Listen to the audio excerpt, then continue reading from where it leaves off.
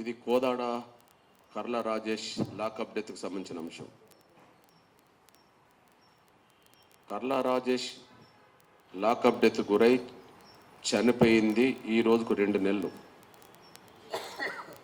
November 16, ఇవాళ జనవరి 16లో ఉన్నాం.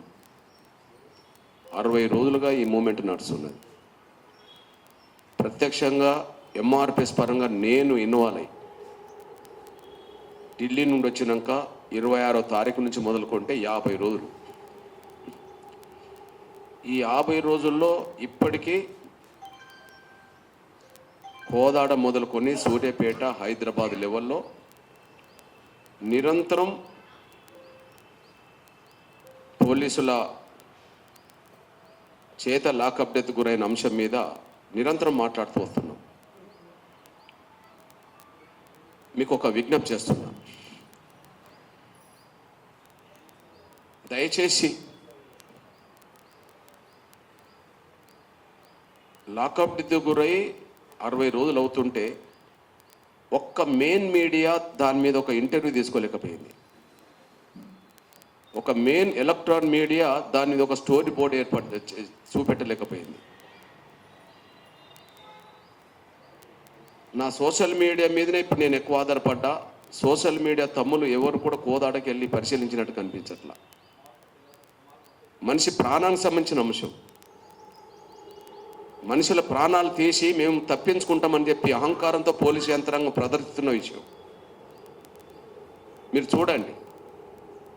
నిన్న ఒక ఎన్టీవీలో ఎవరి మీదనో పోలీసులు అరెస్ట్ చేసిండ్రు అని చెప్పి ఏదో కేసులో దుష్ప్రచారం. ఒక చిన్న విషయమో అది ఏ విషయమో మీరు పరిణామం తీసుకోండి. దాని మీద మన మెయిన్ మీడియా బాగా ప్రచారం చేస్తుంది. కానీ ఒక దళితుడు లాకప్ డెత్ విషయంలో ఒక స్టోరీ ఒక స్టోరీ చూపెట్టలేకుండా పోయింది. ఎవరొక ఇంటర్వ్యూ తీసుకోలేకుండా పోయారు.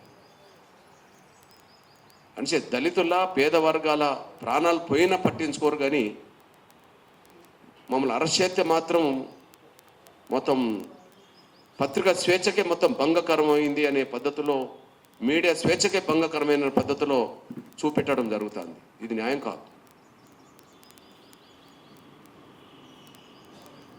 50 రోజులుగా దీని మీద వాదిస్తున్నాం. మేము పెట్టే ఏ వాదనలో చిన్న పొరపాటు ఉన్నా నేను సారి చెప్పగలను. ఈ కేసు నుండి నేను వెనుకకు తగ్గగలను. మీరొక్కసారి నా విజ్ఞప్తి మేరకు మీరు ఏ తేదీ ఇస్తే ఆ తేదీ నేను కోదాడకు తీసుకెళ్తాను. మిమ్మల్ని ఒక ప్రత్యేక బస్సు పెట్టాను సరే, నేను మీ ఎంబడి వస్తా. ఒక ప్రత్యేక బస్సు పెట్టాను సరే, హైదరాబాద్ నుంచి ఎలక్ట్రానిక్ మీడియా, ప్రింట్ మీడియా పెద్దల్ని, సోషల్ మీడియా తమ్ములు చెల్లెలందరినీ నేను కోదాడకు తీసుకెళ్తాను. ఒక్కసారి అక్కడికి వచ్చి వాస్తవాలు ప్రచారం చేయండి. వాస్తవాలు మాత్రమే సమాజం దృష్టి తీసుకురండి. ఆ ఒక్క విజ్ఞప్తి చేస్తున్నాను నేను. బాధ సంఘటన జరిగి నాటికి 2 నెలలు ఎంఆర్పిఎస్ పూర్తిగా ఇన్వాల్వ్ అయ్యి దాని మీదనే కాన్సన్ట్రేట్ చేస్తున్నది. 50 రోజులు వాటికి ఎవరు పట్టించుకోవాలా. ఇంతెందుకు ఒక రాజకీయ పార్టీ నాయకులు కూడా అక్కడికి పోలే. రాజకీయ పార్టీలకు దళితుల ప్రాణాలు, వాళ్ళ ఓట్లు కావాలి కానీ వాళ్ళ ప్రాణాలు పోయినా పట్టించుకోరు. మన మీడియా పెద్దలకు వర్గ దృక్పథం ఉండద్దు, అందరికీ కోసం ఉండాలా. మాకు అన్యాయం జరిగినప్పుడే మేము రోడ్డు ఎక్కుతామని కాదు. సొసైటీలో ఎవరికి అన్యాయం జరిగినా రోడ్ ఎక్కే మనస్తత్వం కలిగి ఉండాలి. వాస్తవాలు చూపెట్టే మనస్తత్వం కలిగి ఉండాలి. ఎక్కడనొక్కి అది లోపించింది. అయితే 2 నెలలు గడుస్తున్నా కూడా ఒక లాకప్ డెత్ మీద ఎంత వివాదం జరుగుతుంటే వాళ్ళ ప్రత్యక్షంగా తెలంగాణలో ఉండే పోలీసు వర్సెస్ ఎంఆర్పిఎస్గా మారింది. ఇప్పుడు నేను పోలీసు వ్యవస్థకు మొత్తం వ్యతిరేకం కాదు. అక్కడ లాకప్ డెత్కు గురై దళితుడి పక్షాన మాట్లాడుతున్నాం. లాకప్ డెత్ కారకులైన పోలీసుల మీద చర్య తీసుకోమంటున్నాం. పోలీసు వ్యవస్థకు మేము వ్యతిరేకం కాదు. ఈ ప్రపంచంలో ఏ వ్యవస్థలైనా పోలీసు వ్యవస్థ ఉండాల్సిందే. నేరాలు అరికట్టాల్సిందే, శాంతి భద్రతలు కాపాడాల్సిందే. ఆ కోణంలో వాళ్ళు కూడా ఎంతో శ్రమ కొడుతూ డ్యూటీ చేస్తున్నారు. ఎంతో త్యాగాలు కూడా కొన్ని సందర్భాలు చేస్తున్నారు. మేము గౌరవిస్తాం. కానీ మనుషుల ప్రాణాలు తీసుకోవడమే తప్పించుకుంటామనే పద్ధతిలో అక్కడక్కడ పోలీస్ యంత్రాంగం ప్రవర్తిస్తుంటే దాన్ని చూస్తూ ఊరుకోవద్దు కదా, మౌనంగా ఉండద్దు కదా. అట్లా చూస్తూ ఊరుకుంటే మౌనంగా ఉంటే బలేది పేద వర్గాల బిడ్డలు కదా. ఏ పోలీస్ స్టేషన్కి వెళ్ళినా ఎస్సీలు, ఎస్టీలు, బీసీలు బాధితులు కనీసం ఫిర్యాదు చేయడానికి వెళ్తే వాళ్ళకు గౌరవ మర్యాదలు ఇయ్యరు ఈ డిపార్ట్మెంట్. నిందితులు అనబడుతున్న వాళ్ళు రియల్ ఎస్టేట్ వ్యాపారులు, వాళ్ళ మీద ఎన్నో కేసులున్నా వాళ్ళను నిందితులైనా కూడా వాళ్ళని కుర్చీలు కూర్చుని పెట్టుకొని టీలు ఇచ్చి టిఫిన్లు ఇచ్చి వాళ్ళతో లంచ్ చేసుకొని డిన్నర్ చేసుకొని తాగుతూ తందనాలు ఆడుతుంటారు వీళ్ళు. పేద వర్గాలకు సంబంధించిన బాధితుల వినతి పత్రాలకు ఫిర్యాదులకు విలువనివ్వరు. ఉన్నత వర్గాలకు సంబంధించిన వాళ్ళకి ఊడిగం చేస్తుంటారు. ఇది సీరియస్గా తీసుకున్న కేసు కాబట్టి మేము వెనుకకు తగ్గడానికి అవకాశం లేదు కాబట్టి చెప్తున్నాను. న్యాయమా కాదా మీరు వచ్చి ఒకసారి తేల్చండి. మీకు అప్పీల్ చేస్తున్నా, మీ సోదరుడిగా 30 ఏళ్ళ ఎంఆర్పిఎస్ పోరాటంలో ఏనాడు పోలీసులతో ప్రత్యక్షంగా మేము అజేయలే. శాంతియుత పోరాటాలకు మేము విలువనిచ్చాం, ప్రజాస్వామ్యబద్ధంగా ఉద్యమాలు చేశాం, చాలా సమస్యలకు పరిష్కార మార్గం తీసుకొచ్చాం ఒక ఎంఆర్పిఎస్ ఉద్యమం. కానీ ఇప్పుడు దారుణంగా అక్రమ నిర్బంధంలో చిత్రహింసలు పెట్టి చనిపోవడానికి దారితీసింది పోలీసుల వల్ల. ఆ సంఘటన మేము ఎదురు తీసుకొస్తున్నాను నేను.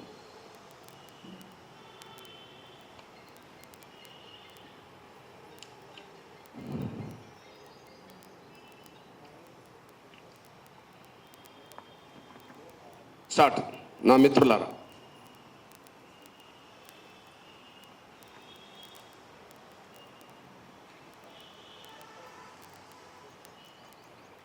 కర్ల రాజేష్ లాకప్ డెత్కు సంబంధించిన విషయంలో 2 సెక్షన్ల కింద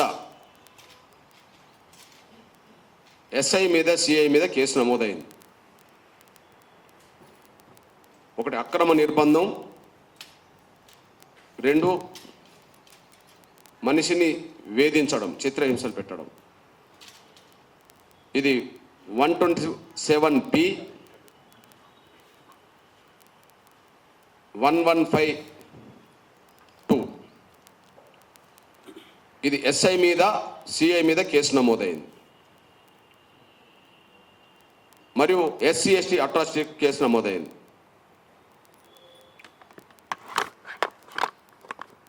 ఈ కేసులో A1 ఎస్ఐఏ, A2 సిఐ, ఇంకా అదర్స్ అని పెట్టారు. ఈ అదర్స్లో అప్పటి డిఎస్పి శ్రీధర్ రెడ్డి కూడా ఉంటాడు, ఆయనను A3గా చేర్చాలి. ఇప్పుడు ఉన్న సూర్యాపేట ఎస్పీ నరసింహ ఉంటాడు, ఆయనను A4గా చేర్చాలి. మిగిలిన అక్రమ నిర్బంధానికి పాత్ర పోషించిన ఎస్ఐ దగ్గర ఉండబడే హోంగార్డు నుంచి మొదలుకుంటే కానిస్టేబుల్ ఉన్నారు, సిఐ దగ్గర ఉండబడే కానిస్టేబుల్ ఉన్నారు. అప్పుడు డిఎస్పి సెలవులో ఉన్నట్టుగా చెప్తున్నప్పటికీ డిఎస్పి ఆదేశాల మేరకే డిఎస్పికి సంబంధించిన ఐడి పార్టీకి సంబంధించిన పోలీసులు కూడా ఉన్నారు. దీన్ని తెలిసి కూడా ఈ కేసు సాక్ష్యాలను కనుమరుగు చేసే కుట్రల్లో ఎస్పీ గారు కూడా ఉన్నాడు. ఇది తెలిసి కూడా అక్రమ నిర్బంధంలో రాజేష్ను పెట్టుకున్నారనే విషయం ఎస్పీకి తెలిసి కూడా అక్రమ నిర్బంధం చిత్రహింసలకు ప్రధాన బాధ్యులు ఎస్ఐ సిఐ డిఎస్పీ వాళ్ళ 3 సిబ్బంది.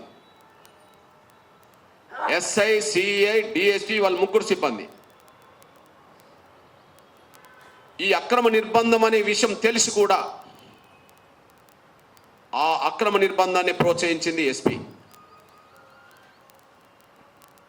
ఆ అక్రమ నిర్బంధంలో చిత్రహింసలకు గురి చేయడానికి కారకుడు ఎస్పీ.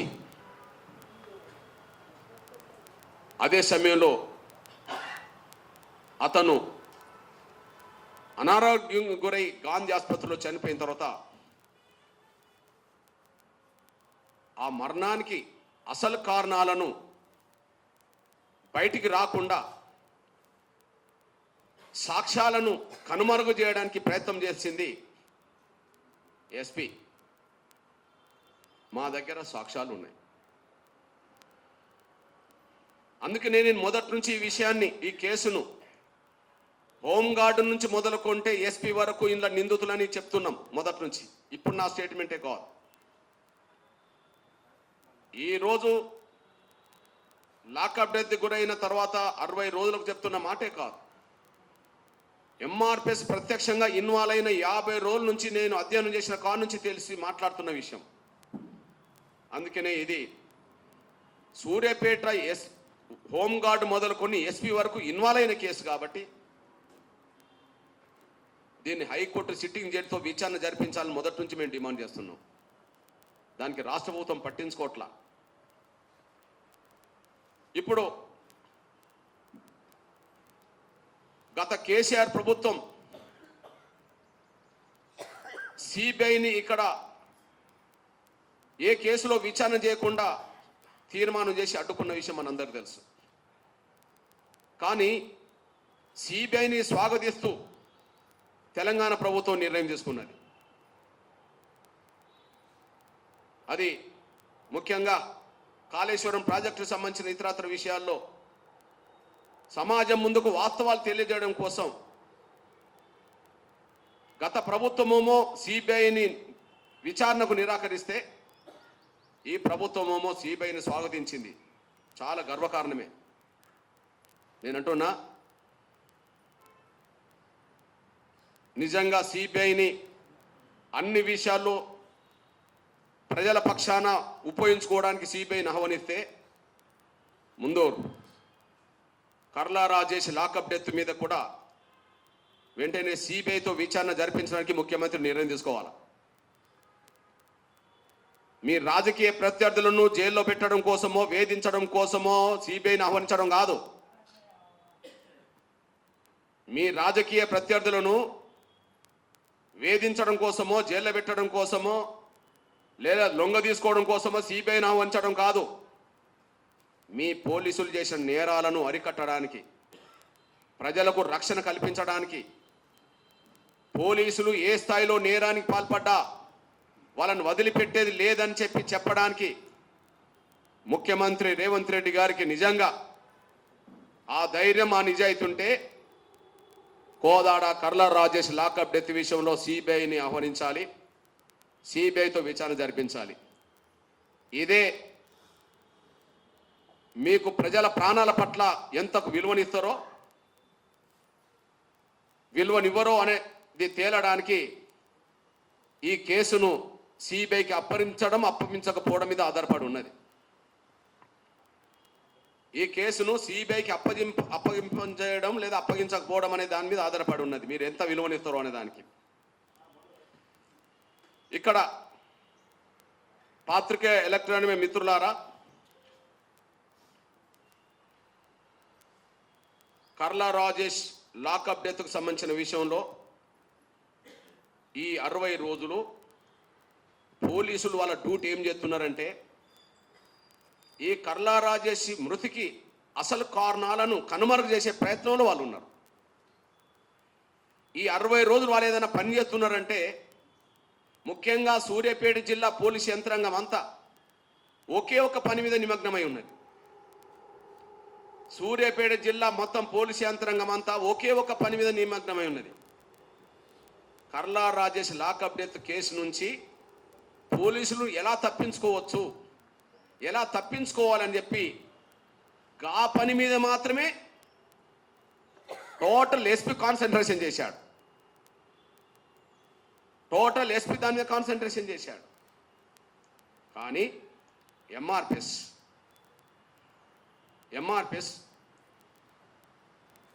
గత 50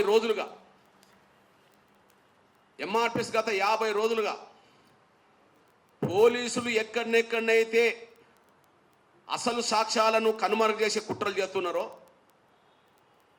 ఎక్కడెక్కడైతే ఈ రాజేష్ కేసును బలహీనం చేయడానికి కుట్రలు చేస్తున్న ప్రతి చోట సాక్ష్యాలు సమీకరిస్తున్నది. వాళ్ళు సాక్ష్యాలను కనుమరుగు చేసే ప్రయత్నంలో ఉన్నారు ఈ 2 నెలలు. కానీ సాక్ష్యాలను సమకూర్చే, సాక్ష్యాలను సమాజం ముందు పెట్టడానికి సమకూర్చే పనిలో ఎంఆర్పిఎస్ నిమగ్నమై ఉన్నది. అందుకొక లేటెస్ట్ సాక్ష్యమే చెప్తున్నా. నేను మొదటి నుంచి పోస్ట్ మార్టం చేయడమే పోలీసుల పర్యవేక్షణలో జరిగిందని, పోస్ట్ మార్టం నిర్వహించడం అనేది రాజకీయ నాయకుల ఒత్తిడికి తలొగ్గి, వాళ్ళ ప్రలోభాలకు తలొగ్గి పోస్ట్ మార్టం చేశారని నేను మొదటి నుంచి పోస్ట్ మార్టం మీద అనుమానం వ్యక్తం చేస్తూ రీపోస్ట్ మార్టంకు డిమాండ్ చేస్తున్న విషయం మీ అందరికీ తెలుసు. ఇప్పుడు కొత్తగా నేను చెప్తున్నది కాదు. గతంలో నిర్వహించిన పోస్ట్ మార్టం మీద మాకు అనుమానం ఉన్నది. మళ్ళీ రీపోస్ట్ మార్టం చేయాలనే మాట ఇప్పుడు నేను డిమాండ్ చేస్తలేను. నేను 50 రోజుల ముందు నుంచే 50 రోజుల నుంచే నేను డిమాండ్ చేసుకుంటూ వచ్చాను. అందుకు లేటెస్ట్ సాక్ష్యం చెప్తున్నాను నేను. ఉదాహరణకు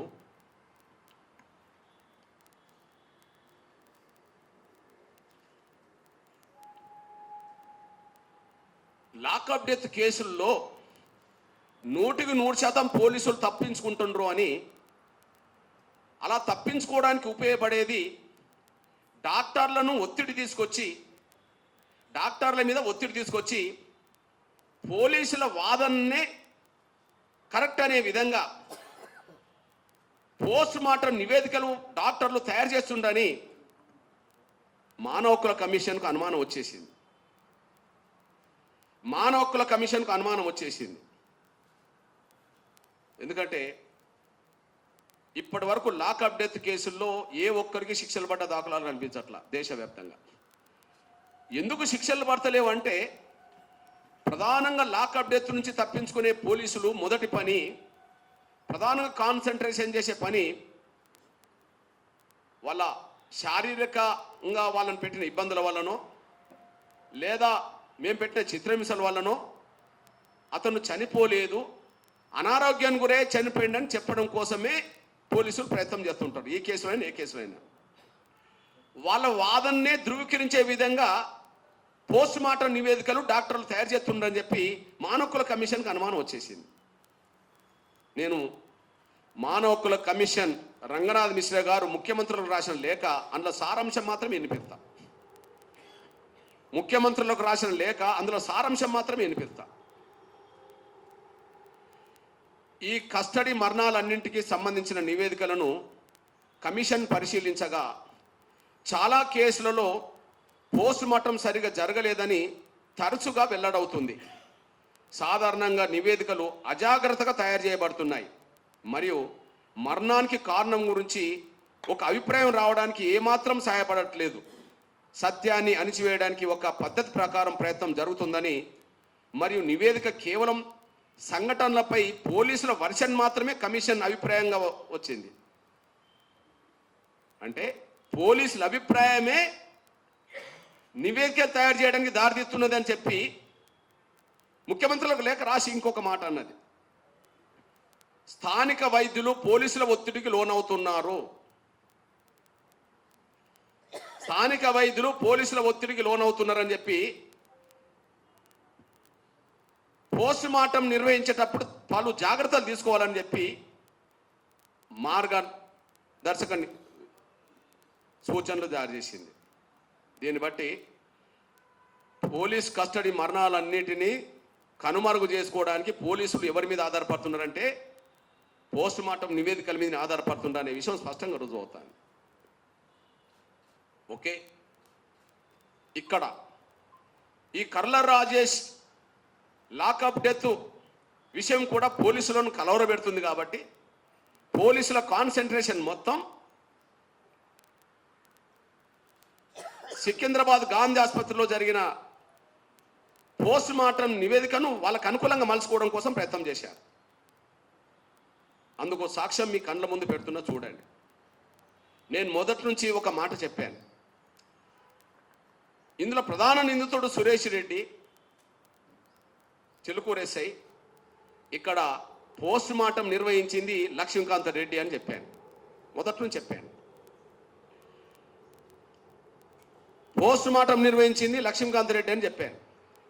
మీరు చూడండి, డాక్టర్ లక్ష్మీకాంత రెడ్డి. ఇక్కడ పోస్ట్ మార్టం నిర్వహించేటప్పుడు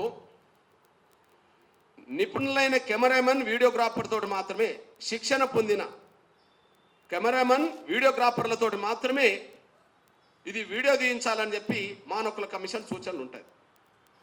ఇప్పుడు పోస్ట్ మార్టం నిర్వహించింది లక్ష్మీకాంత రెడ్డి డాక్టర్. ఆ వీడియో మీరు గాంధీ ఆసుపత్రిలో ప్రతి పోస్ట్ మార్టంని రికార్డ్ చేయడానికి వీడియో ఫోటోగ్రాఫర్ ఉంటాడు గాంధీ ఆసుపత్రిలో. కానీ కోదాడ నుంచి తీసుకొచ్చిండ్రు రామకృష్ణారెడ్డిని. నేను రెండు చెప్పాను. పోస్ట్ మార్టం చేసింది డాక్టర్ లక్ష్మీకాంత రెడ్డి, వీడియో తీసింది రామకృష్ణారెడ్డి కోదాడ. అంటే పోలీసులు మేనేజ్ చేసిందని ఎట్లా అంటున్నా, దానికే మీకు సాక్ష్యం చూపెడుతున్నా. పోస్ట్ మార్టం జరిగింది, పోస్ట్ మార్టం చేసింది నవంబర్ 17. ఆ నవంబర్ 17న లక్ష్మీకాంత రెడ్డి డ్యూటీ లేదు. నవంబర్ 17న డాక్టర్ లక్ష్మీకాంత్ రెడ్డి డ్యూటీ లేదు. Department of forensics medicine technology నెల రోజులు డ్యూటీ షెడ్యూల్, నెల రోజులు డ్యూటీ షెడ్యూల్. దానికి HOD doctor Kripal Singh, HOD Kripal Singh. ఇది నవంబర్ 1 మొదలుకొని నవంబర్ 30 వరకు, నవంబర్ 1 నుంచి నవంబర్ 30 వరకు ఏ డాక్టరు ఏ రోజు డ్యూటీలో ఉండాలి, పోస్ట్ మార్టం నిర్వహించకాడ అనే విషయంలో షెడ్యూల్ ఉన్నది. ఇలా షెడ్యూల్ ఉన్నది, చూడండి. ఆయన షెడ్యూల్ చదువుతాను. డాక్టర్ లక్ష్మీకాంత రెడ్డి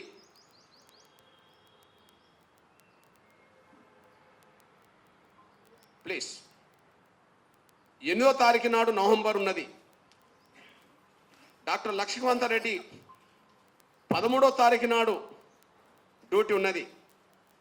లక్ష్మీకాంత రెడ్డికి 19వ తారీఖు నాడు డ్యూటీ ఉన్నది. 19 ఉన్నది, 13 ఉన్నది, 8 ఉన్నది, 17 లేదు. మరి ఆయనను ఎలా తీసుకొచ్చి చేయించారు? డాక్టర్ లక్ష్మీకాంత రెడ్డి డ్యూటీ కాదు కదా, ఆయన ఎలా తీసుకొచ్చారు? ఆ రోజు డాక్టర్ సురాజ్, ఆ రోజు డాక్టర్ సురాజ్. 16 తారీఖు నాడు కృపాల్ సింగే హెచ్ఓడినే. మళ్ళీ 18వ తారీఖు నాడు కృపాల్ సింగే హెచ్ఓడినే. ఒకవేళ బాధ్యత తీసుకుంటే డాక్టర్ సురాజ్ రాకపోతే కృపాల్ సింగే తీసుకోవాలి. 19వ తారీఖు నాడు డాక్టర్ లక్ష్మీకాంత్ రెడ్డి ఉన్నది, కానీ 17 తీసుకున్నాడు. ఈ 17 తీసుకోవడానికి కారణం ఏందన్నప్పుడు డాక్టర్ సురాజ్ను మేనేజ్ చేసుకున్నారు. డాక్టర్ సురాజ్ను పోలీసు వాళ్ళు మేనేజ్ చేసుకున్నారు. ఎవరు? ఇందులో A1 A2నే ఇక్కడ ఉన్నారు కదా. A1 SI, A2 SI CI, వీళ్ళిద్దరూ కోదాడ చిలుకూరు సంబంధించిన పోలీసులు. కోదాడ చిలుకూరు పోలీసులు గాంధీ ఆసుపత్రిలో వాళ్ళకి పని ఏంటి? కోదాడ చిలుకూరు పోలీసులకు గాంధీ ఆసుపత్రిలో వాళ్ళకి పని ఏంటి? వాళ్ళు 16, 17 తారీఖు నాడు ఇక్కడ ఎందుకు ఉన్నారు? ఉన్నారానికి సాక్ష్యం ఏంటిది? ఉన్నారానికి సాక్ష్యం ఏంటిది? వాళ్ళు రావద్దు కదా. లాకప్ డెత్కు ప్రధాన కారకులు వాళ్ళే కదా, వాళ్ళు రావద్దు కదా. హుజూర్నగర్ జైలు నుండి వచ్చిండు, హుజూర్నగర్ సంబంధించిన వాళ్ళు వస్తారు. చిలుకూరు కోదాడ పోలీసులకు సంబంధం లేదు కదా. ఇలా A1 A2నే గాంధీ ఆసుపత్రిలో ఉన్నారు కదా. ఈ A1 A2లో స్థానిక ఎమ్మెల్యే కోదాడ ఎమ్మెల్యే సహకారంతో డాక్టర్ సురాజ్ను మేనేజ్ చేసుకొని ఆయనను ఆ రోజు డ్యూటీలోకి రాకుండా చేసుకున్నారు. ఆయనను డ్యూటీలో రాకుండా చేసుకున్నాడు. మీ దృష్టికి తీసుకొస్తున్నాను. ఆయన డ్యూటీలో రాకపోతే సెలవు పెడతాడు. ఆయన డ్యూటీలోకి రాకపోతే సెలవు పెడతాడు. ఆ సెలవు పెట్టిన స్థానంలో కృపాల్ సింగ్ అయినా పోస్ట్మార్టం చేయవచ్చు, ఇంకెవరికైనా డ్యూటీ అప్పచెప్పవచ్చు. కానీ ఆ రోజు సెలవు కూడా పెట్టని డాక్టర్ సురాజ్ హెచ్ఓడికి ఒక మెసేజ్ పంపుతాడు. 16 తారీఖు నాడు సాయంత్రం 5:26కు ఏం పంపుతాడు? Good evening sir, please permit to avail PDO tomorrow. Doctor Lakshmikanth Reddy will be attending my mortuary duty tomorrow. ఈయన నేను రాలేను అని చెప్పుకోవడానికి అవకాశం ఉండాలి, కానీ నా స్థానంలో లక్ష్మీకాంత్ రెడ్డి మాత్రమే వస్తాడని ఎందుకు పెట్టిండు? ఈయన నేను రాలేనని చెప్పుకోవచ్చునేమో, నాకు అనారోగ్యమో ఇతరత్ర కారణాల వల్ల నేను రేపు డ్యూటీలోకి రాకపోతున్నాను చెప్పుకోవచ్చు. ఆ తర్వాత హెచ్ఓడి డిసైడ్ చేసుకుంటాడు ఎవరిని పెట్టుకోవాలనే విషయంలో. కానీ ఇవాళ డ్యూటీలో పాల్గొనాల్సిన ఆయన 17వ తారీఖు నాడు పోస్ట్మార్టం డ్యూటీలో పాల్గొనాల్సిన ఆయన నేను రావట్లేదు, కానీ లక్ష్మీకాంత్ రెడ్డిని మాత్రమే తీసుకోండి అని చెప్పడం జరిగింది. దీన్ని బట్టి డాక్టర్ సురాజును మేనేజ్ చేసుకొని వాళ్ళు అనుకున్న లక్ష్మీకాంత్ రెడ్డినే, ఎందుకంటే ఎమ్మెల్యే రెడ్డే కదా, నంబర్ 1 SI A1 రెడ్డే కదా, వాళ్ళను ఈ కేసు నుండి తప్పించడం కోసం మళ్ళీ లక్ష్మీకాంత్ రెడ్డినే పెట్టుకున్నారు. పోనీ సికింద్రాబాద్లో మానవ హక్కుల కమిషన్ నివేదిక ప్రకారంగా నిబంధనల మేరకే వీడియో తీయాల. ఆ వీడియోగ్రాఫర్కు సంపూర్ణమైన అవగాహన ఉండాలి, ఆయనకు శిక్షణ ఇచ్చి ఉండాలి. ఇది మరి గాంధీ ఆసుపత్రిలో ప్రతిరోజు వీడియో తీస్తారు కదా పోస్ట్మార్టం చేసే విషయంలో. మరి గాంధీ ఆసుపత్రిలో వీడియో తీసే వీడియోగ్రాఫర్ ఉండంగా, ఫోటోగ్రాఫర్ ఉండంగా, మరి కోదాడ నుంచి రామకృష్ణారెడ్డిని తీసుకొచ్చి ఎట్లా చేశారు అంటే పోలీసులే తీసుకొచ్చారు. పోలీసులే పోస్ట్మార్టం చేయించుకున్నారు. పోలీసులే తీసుకొచ్చారు, పోలీసులే డ్యూటీ మార్పించుకున్నారు, పోలీసులే పోస్ట్మార్టం చేయించారు. వాళ్ళు రిపోర్ట్ అనుకూలంగా తెప్పించుకుంటారు. మానవ హక్కుల కమిషన్ ఏదైతే చెప్పిందో పోలీస్ కస్టడీ మరణాల్లో ఎక్కువ డాక్టర్లు పోలీసుల మాటకు భయపడి వాళ్ళకు అనుకూలంగా ఇస్తున్నారు, దీనివల్ల వాళ్ళకు పోలీసులు శిక్ష నుండి తప్పించుకుంటారని చెప్పి మానవ హక్కుల కమిషన్ స్పష్టంగా ముఖ్యమంత్రులకు లేఖ రాసింది. దీన్ని బట్టి మీరు అర్థం చేసుకుంటారని ఆశిస్తున్నా. మేము వాళ్ళు సాక్ష్యాలను కనుమరుగు చేయడానికి ఎంత ప్రయత్నాలు చేసుకుంటూ వస్తున్నారో, సాక్ష్యాలను వెలికి తీయడానికి మేమెంత ప్రయత్నం చేసుకుంటూ వస్తున్నామో, ఇది సాక్ష్యం అనే విషయం మీ దృష్టికి వస్తున్నాను నేను. ఇంతకంటే ఏం కావాలా? అందుకోసం కదా మేము నిన్నటి వరకు సిట్టింగ్ జడ్జితో విచారణ జరిపించమని డిమాండ్ చేస్తున్నది. అందుకోసం కదా ఇప్పుడు సిబిఐతో విచారణ జరిపించే నిజాయితీ ఉంటే ముఖ్యమంత్రిని కోరుతున్నది. ఇక్కడ డిఎస్పీ పాత్ర, డిఎస్పీ శ్రీధర్ రెడ్డి ఆయన సెలవులు ఉన్నాడని చెప్పి వాళ్ళు టెక్నికల్గా ఆధారాలు చూపెడతారు. ఆయన సెలవులున్నా పర్యవేక్షణ చేశాడు.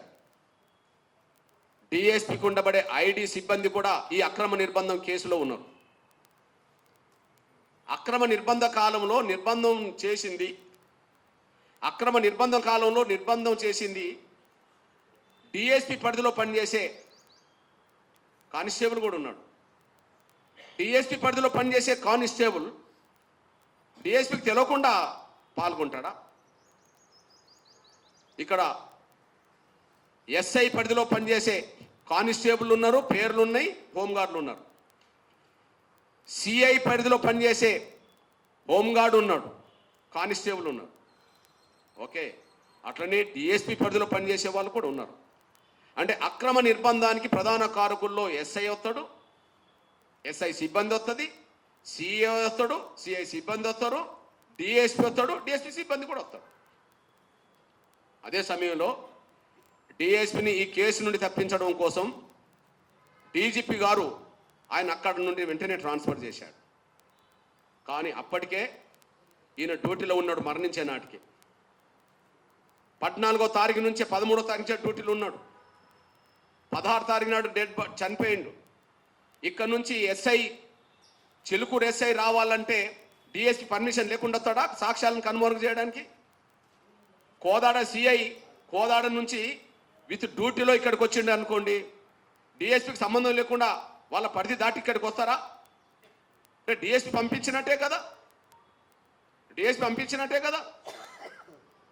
ఒక కానిస్టేబుల్ ఎక్కడికన్నా వెళ్ళాలంటే ఎస్ఐ పర్మిషన్ ఉండదా? సిఐ పర్మిషన్ ఉండదా? డిఎస్పీ పరిధిలో పనిచేసే వాళ్ళకు డిఎస్పీ పర్మిషన్ ఉండదా? మరి ఎస్ఐ సిఐలు హైదరాబాద్ రావడానికి పోస్ట్ మార్టం కంటే ముందు రోజు పోస్ట్ మార్టం జరిగే రోజు ఇక్కడ ఉండడానికి డిఎస్పీ పర్మిషన్ లేకుండానే వచ్చారా? అంటే డిఎస్పీ కూడా ఇది అక్రమ నిర్బంధం, చిత్రహింసల వల్ల చనిపోయాడని తెలుసు కాబట్టి ఎస్ఐ మీద కేసు కాకుండా, ఈ సిఐ మీద కేసు కాకుండా, తన మీద కూడా కేసు కాకుండా చూసుకోవడం కోసమే సాక్ష్యాలను కనుమరుగు చేసే కుట్రలో ఆయన పాత్ర పోషించిండు. ఆ పాత్ర పోషించడం వల్ల వాళ్ళు ఇక్కడికి వచ్చేసారు. ఈ విషయం అంతా తెలిసింది కాబట్టి 24 గంటల్లోనే ట్రాన్స్ఫర్ అయిపోయాడు అతను. ట్రాన్స్ఫర్ చేసింది కూడా డీజీపీ. శ్రీధర్ రెడ్డి గారి మీద ఈ కేసు నమోదు కాకుండా ఆయనను ట్రాన్స్ఫర్ చేశారు. ఎక్కడికి చేశారు ట్రాన్స్ఫర్? 24 తారీఖు నాడు ఈ రాష్ట్రంలో ఒక్కొక్కసారి ట్రాన్స్ఫర్లు ఎలా ఉంటాయి? ఒకసారి ట్రాన్స్ఫర్లు ఎలా ఉంటాయి? సామూహికంగా ఉంటాయి. 10 మందినో 15 మందినో 20 మందినో 30 మందినో ఎస్పీలను చేసినా ఇంకోటి చేసినా ఉంటాయి. అకస్మాత్తు ట్రాన్స్ఫర్లు ఎందుకు వస్తాయి? మేము గూగుల్లో చెక్ చేస్తే ఆ గూగుల్ ఏం చెప్తున్నదంటే చిలుకూరు లాకప్ డెత్ విషయంలో కేసు విషయంలోనే అతన్ని ట్రాన్స్ఫర్ చేసినట్టుగా ఉన్నదని చెప్పి గూగుల్లో సమాచారం కనిపిస్తుంటుంది. లేకపోతే ఒక్కడిని ఎందుకు చేశాడు డీజీపీ ఆగమేఘాల మీద? 24 తారీఖు నాడే కమిటీ కూర్చొని డీజీపీ చైర్మన్ గుండా కమిటీ కూర్చొని 24 తారీఖు నాడు ట్రాన్స్ఫర్ చేస్తే 24 తారీఖు నాడే ఇంకొక శ్రీనివాస్ రెడ్డి అక్కడ ఉంటాడు మళ్ళా. అంటే ఇక్కడున్న రెడ్డిని అక్కడికి పంపుతారు, అక్కడున్న రెడ్డిని ఇక్కడికి తీసుకొస్తారు. ఎక్కడికి తీసుకొచ్చారు? అక్కడున్న రెడ్డిని ఎక్కడికి తీసుకొచ్చారు? ఈ కేసులో ప్రైవేటు వ్యక్తిగా ఎమ్మెల్యే ఇన్వాల్వ్మెంట్ ఉన్నది. ఆ ఎమ్మెల్యే మాట విని ఎస్ఐని వీళ్ళందరినీ కాపాడడానికి ప్రయత్నం చేస్తున్నది మంత్రి కూడా కనిపిస్తున్నాడు. ఇప్పుడు శ్రీధర్ రెడ్డి ఉత్తమ్ కుమార్ రెడ్డి గారి శాఖలో విజిలెన్స్ ఆఫీసర్గా వెళ్ళిపోయాడు. సివిల్ సప్లైకి సంబంధించిన దాంట్లో విజిలెన్స్ ఆఫీసర్ అంటే ఆయన మీద క్రమశిక్షణ చర్యలు తీసుకోవాల్సింది పోయి ఆయన మీద కేసు నమోదు కాకుండా ఆయనను ఉన్నత స్థాయికి తీసుకొచ్చి పెట్టేశాడు. మరింత ఆదాయ మార్గాలను కాడికి తీసుకొచ్చి పెట్టేశాడు. మళ్ళీ ఆగ మేఘాల మీద ఇక్కడ ఉండబడే సిఐడి విభాగంలో పనిచేసే శ్రీనివాసరెడ్డి గారిని అక్కడ పెట్టేశాడు. మీ సోదరుడిగా చెప్తున్నా, ఆయన ప్రత్యక్ష కేసులో ఉన్నాడు, కేసు నిర్వీర్యం చేసే కుట్రలో ఉన్నాడు. సాక్ష్యం ఏంటంటే అప్పటికి ఎస్ఐ మీద సిఐ మీద మేము కేసు నమోదు చేయండి అని చెప్పి డిఎస్పీకి అధికారాలు ఉంటాయి. సిఆర్పిసి 36 ప్రకారంగా డిఎస్పీకి అధికారాలు ఉంటాయి. వెంటనే ఎస్ఐ మీద సిఐ మీద కేసు నమోదు చేయమని చెప్పి డిఎస్పీ ఎండార్స్ చేస్తాడు. ఎస్ఐ మీద సిఐ మీద డిఎస్పీ ఎండార్స్ చేసి కేసు నమోదు చేయించలే. అప్పటికి ఉన్నాడు, ట్రాన్స్ఫర్ కాలే. 18వ తారీఖున డెడ్ బాడీ ఉన్నది. 18వ తారీఖున డెడ్ బాడీ ఉన్నది. 18వ తారీఖున శ్రీధర్ రెడ్డి గారు అక్కడ ఉన్నారు. 24 నాడు ట్రాన్స్ఫర్ అయ్యి వెళ్ళిపోయాడు. అంటే 18వ తారీఖు నాడు కేసు నమోదు చేయకపోవడం అంటే ఉద్దేశపూర్వకంగా ఎస్సీ ఎస్టీ యాక్ట్ నిర్వీర్యం చేసినట్టు కాదా? ఎస్సీ ఎస్టీ యాక్ట్లోని సెక్షన్ 4ను నిర్వీర్యం చేసినట్టు కాదా? ఆ పరంగా అతను నిందితుడు కాదా? అంటే కేసు నమోదు చేయాల్సిన బాధ్యత ఉన్న అధికారం ఉండబట్టి డిఎస్పీ నమోదు చేయలేదు కదా. అంటే కేసులో నిందితుడే, సాక్ష్యాలను మాయం చేయడానికి ఎస్ఐఎన్సీని పంపింది ఆయనే. చివరికి వాళ్ళ మీద కేసు కాకుండా చట్టాన్ని దుర్వినియోగం చేసింది, చట్టాన్ని నిర్వీర్యం చేసే ప్రయత్నం చేసింది శ్రీధర్ రెడ్డి. ఆ శ్రీధర్ రెడ్డి గారిని కాపాడడానికి ఎమ్మెల్యే మంత్రి ప్రయత్నం చేస్తున్నారు. అది సాక్ష్యంగా నిలబడుతున్నది. ఇందులో ఎస్పీ పాత్ర ఏంటి? ఎస్పీ పాత్ర ఇందులో గణనీయంగా ఉన్నది. ఇప్పుడు ఎస్పీ సూర్యాపేట జిల్లా ఎస్పీ ఒకే పని మీద ఉన్నాడు. ఈ కేసు నుంచి ఎస్ఐని ఎట్లా బయటపడేయాలి, ఈ కేసు నుంచి సిఐని డిఎస్పీ ఎట్లా బయటపడేయాలి, ఈ కేసు నుంచి తనెట్లా బయటపడాలని, ఈ కేసు నుంచి తనెట్లా బయటపడాలని దాని మీద కాన్సన్ట్రేషన్ చేస్తున్నాడు. ఇంకా వేరే పనే లేదా, వేరే పని లేదు. అందులో కర్ల రాజేష్ చనిపోయిన తర్వాత ఎంఆర్పి సినిమాలైన కాన్ నుంచి అక్కడ 30 యాక్ట్ అమలు చేస్తుంటాడు అతను ఓపెన్గా. తెలంగాణ మొత్తం స్థానిక సంస్థ ఎన్నికలు జరుగుతుంటే ఎక్కడ 30 యాక్ట్ అమల్లో లేదు బహిరంగంగా, కానీ అక్కడ మాత్రం మొత్తం 30 యాక్ట్ అమలు చేస్తుంటాడు అతను. ఇక పోతే ఇతనికి అన్నీ తెలుసు. అక్రమ నిర్బంధం మొత్తం సమాచారం ఆయనకు ఉన్నది. నిర్బంధం పెట్టడానికి ఎస్ఐని సిఐని అది ప్రోత్సహించింది కూడా ఎస్పీనే, డిఎస్పీ ఎస్పీనే.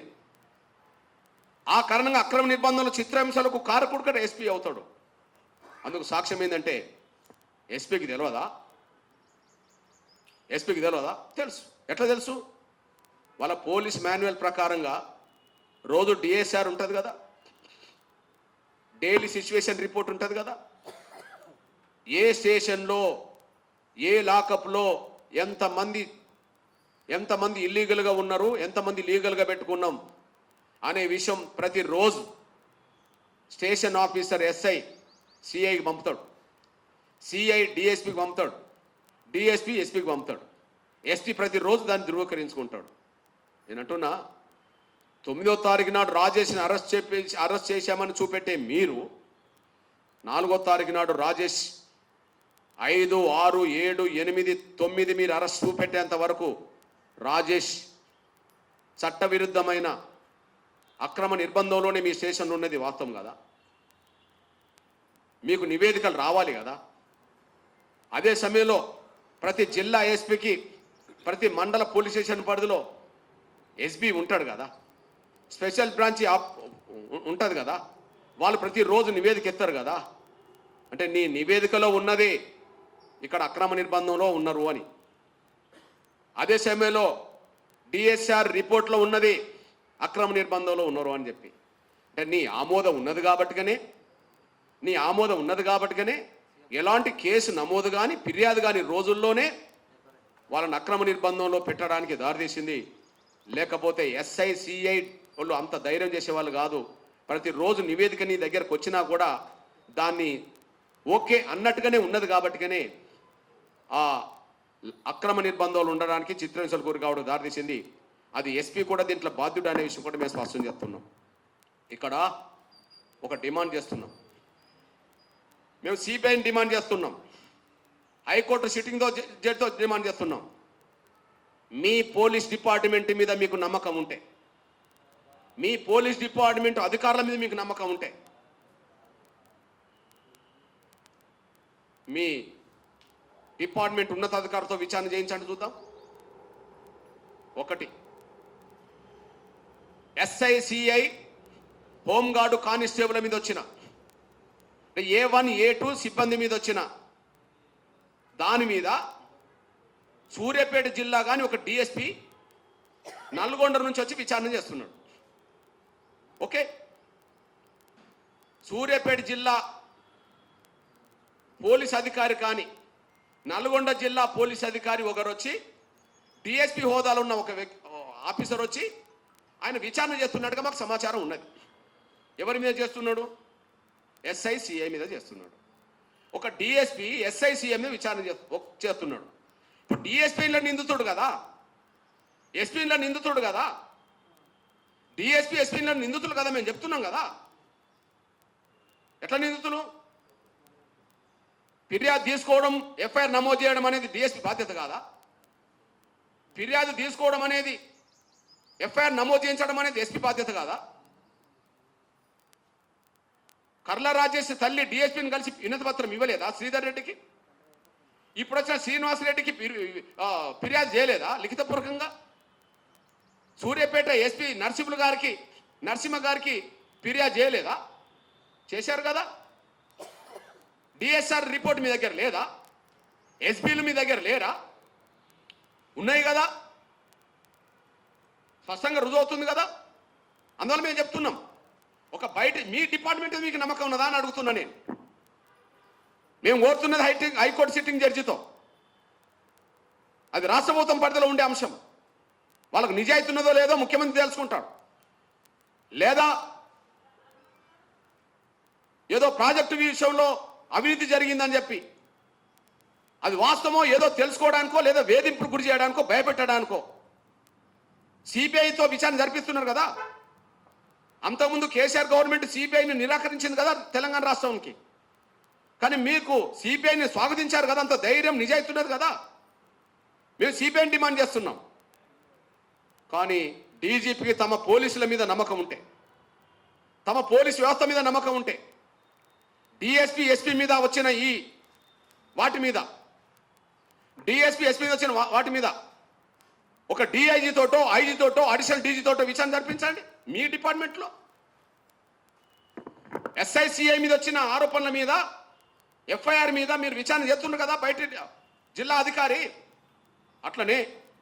అట్లనే మీరు హైదరాబాద్ నుంచి పంపుతారా, ఉత్తర తెలంగాణ నుంచి పంపుతారా, బయట నుండి ఎక్కడి నుండి పంపండి. ఐజీ లెవెల్ పంపుతారో అడిషనల్ డీజీ లెవెల్ పంపుతారో ఎవరి లెవెల్ పంపుతారో చెప్పండి. మీ పోలీస్ అధికారుల మీద మీకు నమ్మకం ఉంటే మీరు విచారణకు ఆదేశించాలి. ఎవరితో? డిఎస్పీ ఎస్పీల మీద విచారణకు పై అధికారులతో చేయించండి. ఎస్ఐసిఎల్ మీద వచ్చిన వాటి మీద డిఎస్పీ చేస్తున్నట్టుగానే డిఎస్పీ ఎస్పీల మీద వచ్చిన వీటి మీద నిష్పాక్షికమైన విచారణ జరిగించాలనుకుంటే మీ డిపార్ట్మెంట్ మీద మీకు నమ్మకం ఉంటే, మీ పోలీస్ డిపార్ట్మెంట్ మీద మీకు నమ్మకం ఉంటే, మీ మాన్యువల్కు మీరు విలువనివ్వాలనుకుంటే, ప్రజల భద్రతకు మీరు విలువనివ్వాలనుకుంటే, మీ డిపార్ట్మెంట్ పై అధికారులతో, డిఎస్పీ ఎస్పీల కంటే పై అధికారులు ఎవరు ఉన్నారో వాళ్ళు ఉత్తర తెలంగాణ నుంచి వస్తారో హైదరాబాద్ నుంచి వస్తారో బయట నుండి వస్తారో వాళ్ళతో విచారణ జరిపించాలని మేము డిమాండ్ చేస్తున్నాం. మీ ప్రాణాలు వేరు మా ప్రాణాలు వేరు కాదు. మీ ప్రాణాలు పోయినా మాకు బాధ అనిపిస్తుంది, ఎవరి ప్రాణాలు పోయినా మాకు బాధ అనిపిస్తుంది. కానీ మీరు ప్రాణాలు పోయినప్పుడు మాత్రం ప్రతీకారం తీసుకున్నట్టుగా చేస్తారు. మా ప్రాణాలు పోతే మాత్రం మీరు కాపాడుతుంటారు.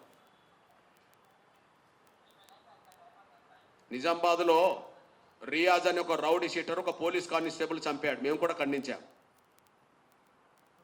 నిజామాబాద్లో రియాజ్ అని ఒక రౌడీ షీటర్ ఒక పోలీస్ కానిస్టేబుల్ చంపాడు, మేము కూడా ఖండించాం. తప్పే. కానీ 4 రోజులు తిరగక ముందే ఆ రియాజ్ను ఎన్కౌంటర్ మీరు చేశారు. అంటే పోలీస్ కానిస్టేబుల్ ప్రాణాలు తీసేస్తే వాళ్ళు ఎవరినైనా వాళ్ళ ప్రాణాలు మీరు తీసేశారు. మా ప్రాణాలు తీసిన వాళ్ళని మీరు కాపాడతారా? మా దళితుల ప్రాణాలు తీసిన వాళ్ళు మీరు కాపాడతారా? వారం రోజులు తిరగకముందే 4 రోజులు తిరగకముందే రియాజ్ని ఎన్కౌంటర్ చేశారు కదా. చనిపోయిన పోలీస్ కానిస్టేబుల్ కుటుంబాన్ని పరామర్శించడం కోసం డీజీపీ శివధర్ రెడ్డి గారు వెళ్ళాడు కదా. మరి మా బిడ్డల ప్రాణాలు తీసిన కాడ ఆ కుటుంబాన్ని పరామర్శించడానికి డీజీపీ వెళ్ళవచ్చు కదా, డీజీపీ శివధర్ రెడ్డి గారు వెళ్ళవచ్చు కదా. కానిస్టేబుల్ ప్రాణం పోతే ప్రాణానికి ప్రాణం అన్నట్టుగా ప్రతీకారం తీసుకున్నట్టుగా చేశారు. అది ఎన్కౌంటరో బూట్ ఎన్కౌంటరో ప్రజలకు తెలుసు. అది పోలీసుల ప్రతీకారం అని భావించుకునేటోళ్ళు కూడా ఉన్నారు. మీరెవరన్నా నష్టపోతే మీరు ప్రతీకారం తీసుకుంటారు చట్టాన్ని పక్కకు పెట్టి. మా బిడ్డల్ని చట్టాన్ని ధిక్కరించి చంపుతారా? మా బిడ్డల ప్రాణాలను వాళ్ళ విధంగా తీసేస్తారా? తీసేసిన వాళ్ళని మీరు కాపాడుకుంటారా? ఇదేనా ఫ్రెండ్స్ పోలీస్ అంటే? పోలీసు విధానం ఇదేనా? ఇట్లనే ఉంటుందా? ఈ పరిస్థితిలో 60 రోజుల క్రితం లాకప్ డెత్ జరిగితే 50 రోజుల పాటు ఈ అంశాన్ని ఎంఆర్పిఎస్ ముందుకు తీసుకెళ్తుంటే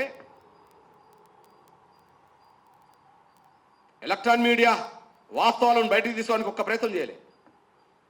మెయిన్ ప్రింట్ మీడియా కనీసం ఎట్లా జరిగిందనే విషయం తెలుసుకోవడానికి ఒక సీనియర్ రిపోర్టర్ను పంపలే. ఇవాళ అంతో ఇంతో సమాజం ముందు సోషల్ మీడియా వచ్చిన తర్వాత కొద్దిగా ఏదైనా సంఘటన జరిగితే వెంటనే సమాజానికి తెలుస్తున్నది. నా సోషల్ మీడియాలో మిత్రుల విజ్ఞప్తి చేస్తున్నాను, మీరే శ్రద్ధ పెట్టకపోతే ఇంకెవరు శ్రద్ధ పెట్టారు? ఎలక్ట్రానిక్ మీడియా, ప్రింట్ మీడియా కొన్ని వర్గాల ప్రయోజనాలు కాపాడుతున్నది, కొన్ని వర్గాల ప్రయోజనాలు కాపాడుతున్నది. వాళ్ళకు ప్రజల ప్రాణాల కంటే పోలీసులతో స్నేహాలు, అధికారం ఉన్న వాళ్ళతో స్నేహాలు వాళ్ళకు ముఖ్యమైపోయింది.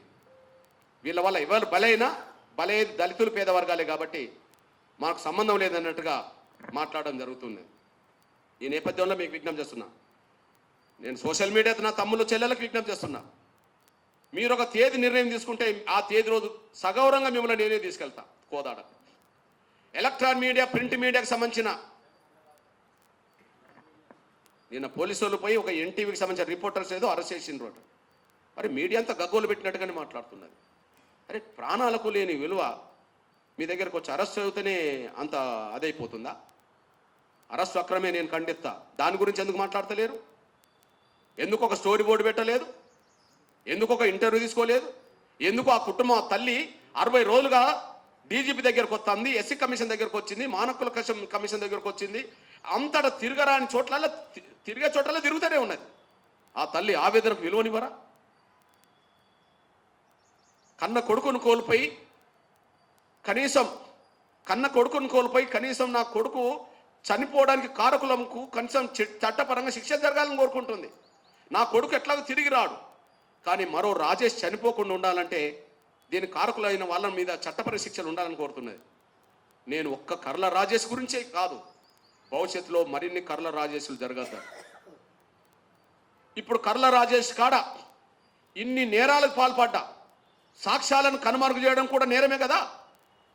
ఒక మర్డర్ చేసిన వ్యక్తి రక్తాన్ని తుడిచిండు అనుకోండి, లేదా ఒక మర్డర్ చేసిన వ్యక్తిని ఎవరన్నా షెల్టర్ ఇచ్చిండు అనుకోండి, అది కూడా నేరమ కింద వస్తుంది కదా.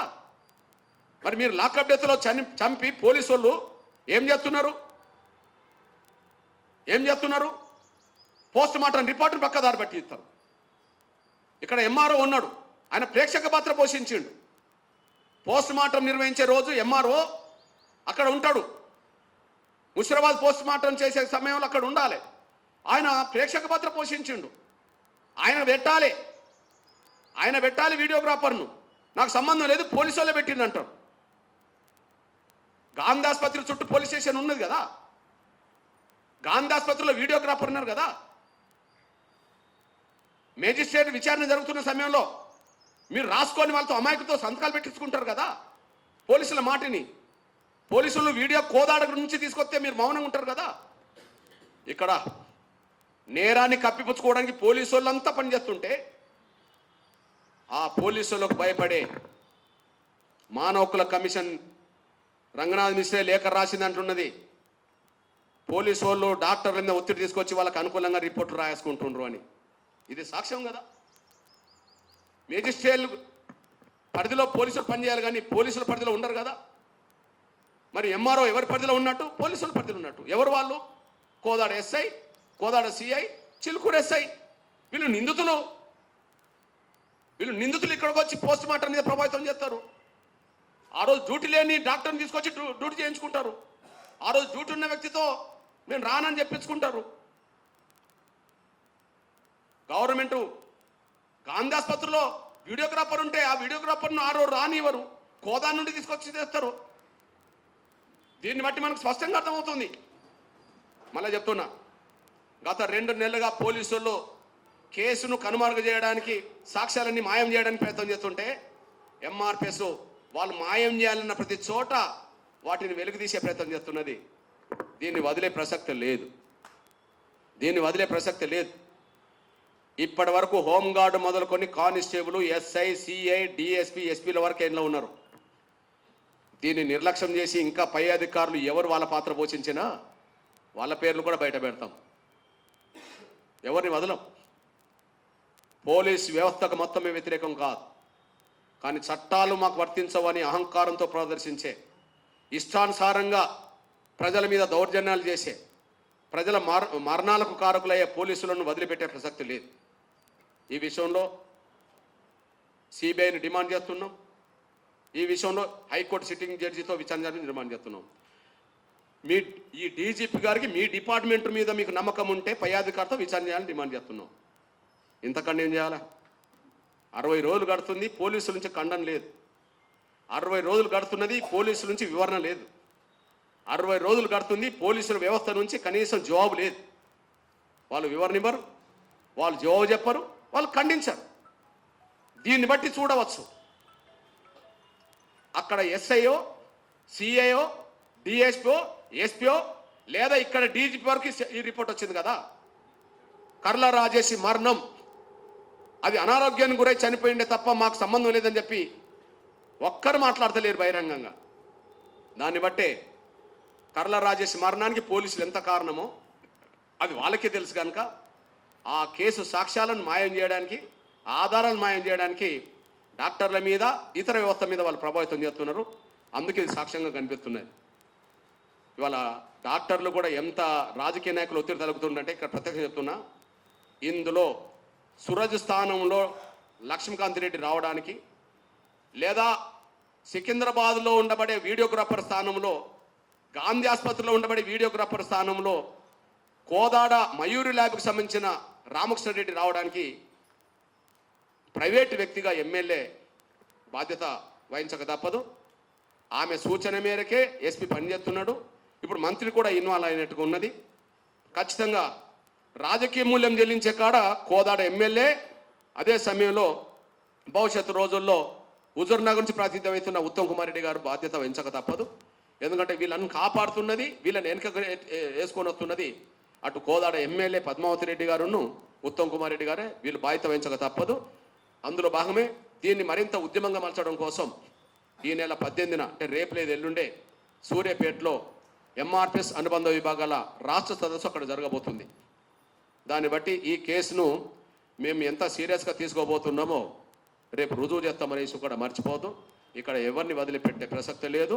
భవిష్యత్తు రోజుల్లో ఈ ప్రభుత్వానికి ప్రజల ప్రాణాల పట్ల విలువను ఇవ్వదలుచుకుంటే సిట్టింగ్ జడ్జితో విచారణకు సిద్ధం చేస్తుందో లేదా సిబిఐని కోరుతుందో ముఖ్యమంత్రి రేవంత్ రెడ్డి గారు తెలుసుకోవాలి.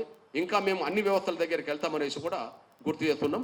రేపు లేదెల్లుండే స్టేట్ ఎగ్జిక్యూటివ్, అన్ని అనుబంధ విభాగాల స్టేట్ ఎగ్జిక్యూటివ్ సూర్యాపేటలో జరగబోతుంది.